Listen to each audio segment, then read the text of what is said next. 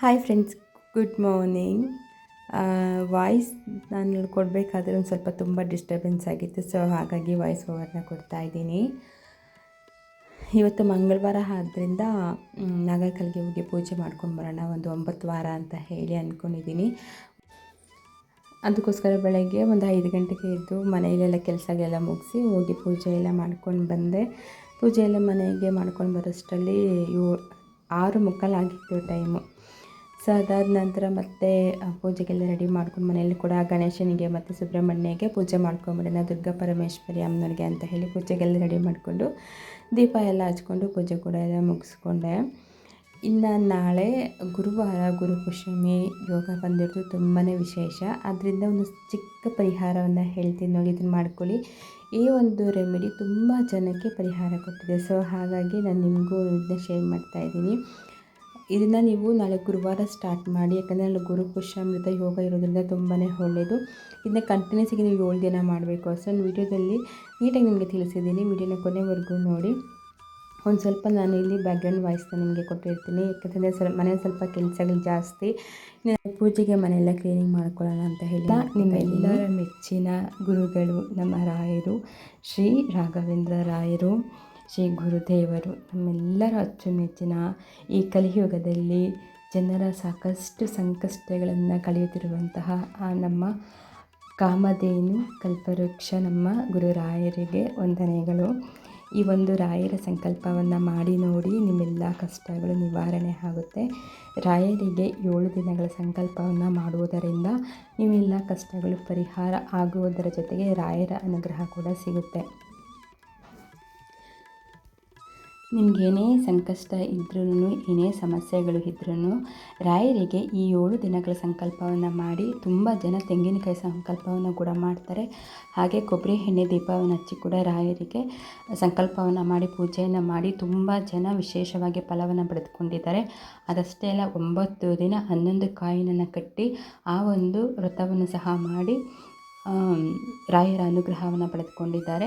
ಹಾಗಾಗಿ ರಾಯರ ಈ ಒಂದು 7 ದಿನಗಳ ಸಂಕಲ್ಪವನ್ನು ಮಾಡಿ ಖಂಡಿತವಾಗಿಯೂ ಇದು ತುಂಬಾ ಒಂದು ಒಳ್ಳೆಯ ಪ್ರತಿಫಲವನ್ನು ಕೊಡುತ್ತೆ ಅಂತ ಹೇಳಿ ತುಂಬ ಜನ ಹೇಳಿದ್ದಾರೆ.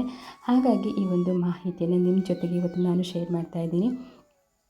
ಇದನ್ನು ಹೇಗೆ ಮಾಡೋದು ಅಂತಂದರೆ, ಇದನ್ನು ನೀವು ಗುರುವಾರನೇ ಪ್ರಾರಂಭ ಮಾಡಬೇಕು. ಕಂಟಿನ್ಯೂಸ್ ಆಗಿ 7 ದಿನ ಮಾಡಬೇಕಾಗುತ್ತೆ. 32 ಕಡಲೆಕಾಳು ಬರುತ್ತಲ್ಲ, ಈಗ ಕೆಂಪು ನಾವು ಗಣೇಶನಿಗೆ ಉಸ್ಲಿ ಮತ್ತು ಗಣೇಶನಿಗೆ ಹಾರ ಎಲ್ಲ ಹಾಕ್ತೀವಲ್ಲ, ಆ ಕೆಂಪು ಕಡಲೆಕಾಳನ್ನು ತೆಗೆದುಕೊಂಡು ರಾತ್ರಿ ನೆನೆಸಿ ಇಟ್ಕೊಳ್ಬೇಕು. ಒಂದು 32 ಕರೆಕ್ಟಾಗಿ 32 ಕಡಲೆಕಾಳು ನಮಗೆ ಬೇಕಾಗುತ್ತೆ. ಅದನ್ನು ನೆನೆಸಿಟ್ಕೊಂಡ್ಬಿಟ್ಟು ಬೆಳಿಗ್ಗೆ ರಾಯರ ಅಥವಾ ರಾಯರ ಫೋಟೋ ಇರ್ಬೋದು, ವಿಗ್ರಹಕ್ಕೆ ನೀವು ಹೊಲಿದು ಮಾಲೆಯಾಗಿ ಅರ್ಪಿಸಬಹುದು. ಈ ರೀತಿ ಮಾಡಿ ಗುರುವಾರ ಪ್ರಾರಂಭ ಮಾಡಿ 7 ದಿನಗಳು ನಿರಂತರವಾಗಿ ನೀವು ಮಾಡಬೇಕಾಗುತ್ತೆ. ಅಥವಾ ಹಾಗೆ ಕೂಡ ರಾಯರಿಗೆ ಅದನ್ನು ಅರ್ಪಿಸಬಹುದು. ಅಂದರೆ ಈಗ ನಾವು ನೈವೇದ್ಯ ಇಡ್ತೇವಲ್ಲ, ಆ ರೀತಿಯಾಗಿ ಸಹ ಒಂದು ತಟ್ಟೆ ಅಥವಾ ಒಂದು ಬೌಲಲ್ಲಿ ಹಾಕಿ ಇಡಬೇಕಾಗುತ್ತೆ. ಇದನ್ನು ನೀವು ಗುರುವಾರ ಪ್ರಾರಂಭ ಮಾಡಿ ಕಂಟಿನ್ಯೂಸ್ ಆಗಿ ನಿತ್ಯ 7 ದಿನಗಳು ನಿರಂತರವಾಗಿ ಮಾಡಬೇಕು. ಬೆಳಗ್ಗೆ ಹಾಕಿದಂತಹ ಕಡಲೆಕಾಳು ಹಾರ ಏನಿರುತ್ತಲ್ಲ, ಆ ಹಾರವನ್ನು ಸಂಜೆ ತೆಗೆದುಬಿಡಬೇಕು. ಇದನ್ನು ನೀವು ಬೆಳಗ್ಗೆನೇ ಮಾಡ್ಕೊಳ್ಬೇಕು. ಬೆಳಗ್ಗೆ ಒಂದು 7 ಗಂಟೆ ಒಳಗಾಗಿ ಮಾಡ್ಕೊಳ್ಬೇಕು.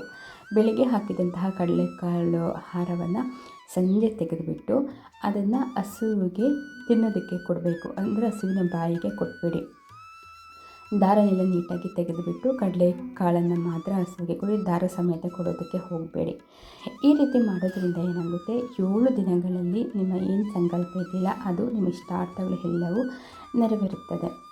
ಹಸುವಿನ ಬಾಯಿಗೆ ಕೊಡಬೇಕು. ಮತ್ತು ಅಲ್ಲಿ ಇಲ್ಲಿ ಗಿಡದ ಮೇಲೆ ಬಿಸಾಡುವಂಥದ್ದು ಅಥವಾ ಬೇರೆ ಏನಾದರೂ ಅದನ್ನ ಬೇರೆ ಕಡೆ ಎಲ್ಲಾದರೂ ಹಾಕುವಂಥದ್ದು, ಈ ರೀತಿಯೆಲ್ಲನೂ ಮಾಡುವಂತಿಲ್ಲ.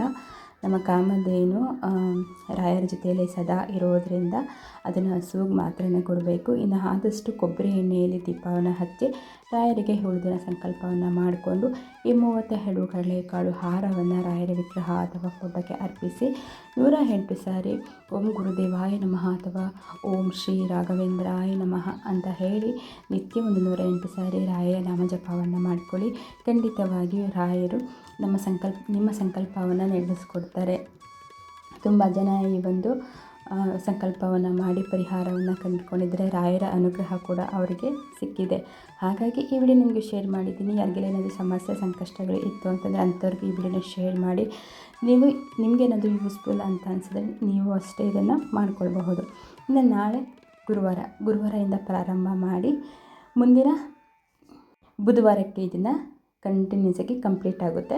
ಇನ್ನು ನೀವು ಪೀರಿಯಡ್ಸ್ ಡೇಟನ್ನು ನೋಡಿಕೊಂಡು ಮಾಡಬೇಕು. ಮಧ್ಯೆ ಮತ್ತೆ 7 ಡೇಸಲ್ಲಿ ಸ್ಟಾರ್ಟ್ ಮಾಡಿಬಿಟ್ಟು ಮಧ್ಯೆ ಪೀರಿಯಡ್ಸ್ ಇತ್ತು ಅಂತಂದರೆ ಅದು ಆಗೋಲ್ಲ. ಅದನ್ನೆಲ್ಲ ನೋಡಿಕೊಂಡು ಕಂಪ್ಲೀಟಾಗಿ ಮುಗಿದ ಮೇಲೆ ಕಂಟಿನ್ಯೂಸ್ ಆಗಿ 7 ದಿನ ನೀವು ಸಂಕಲ್ಪವನ್ನು ಮಾಡಿಕೊಂಡು ಈ ಪೂಜೆಯನ್ನು ಮಾಡಿ. ಈ ರೀತಿ ಮಾಡ್ಕೊಳ್ಳಿ. ನಮ್ಮ ರಾಯರ ಕೃಪೆಗೆ ನಾವೆಲ್ಲರೂ ಪಾತ್ರರಾಗೋಣ. ರಾಯರ ಅನುಗ್ರಹ ಎಲ್ಲರಿಗೂ ಸಿಗಲಿ ಅಂತ ಹೇಳ್ತಾ ಈ ವಿಡಿಯೋನ ಇಲ್ಲಿಗೆ ಎಂಡ್ ಮಾಡ್ತಾಯಿದ್ದೀನಿ. ಮತ್ತೆ ಮುಂದಿನ ವಿಡಿಯೋಲಿ ಮತ್ತೊಂದು ವಿಶೇಷವಾದಂತಹ ಮಾಹಿತಿಯೊಂದಿಗೆ ನಿಮ್ಮ ಜೊತೆಗೆ ಸಿಗ್ತೀನಿ. ಅಲ್ಲಿವರೆಗೂ ಧನ್ಯವಾದಗಳು. ಎಲ್ಲರಿಗೂ ಒಳ್ಳೆಯದಾಗಲಿ. ಶ್ರೀ ಗುರು ರಾಘವೇಂದ್ರಾಯ ನಮಃ. ಗುರುವೇ ನಮಃ. ಗುರುಭ್ಯೋ ನಮಃ.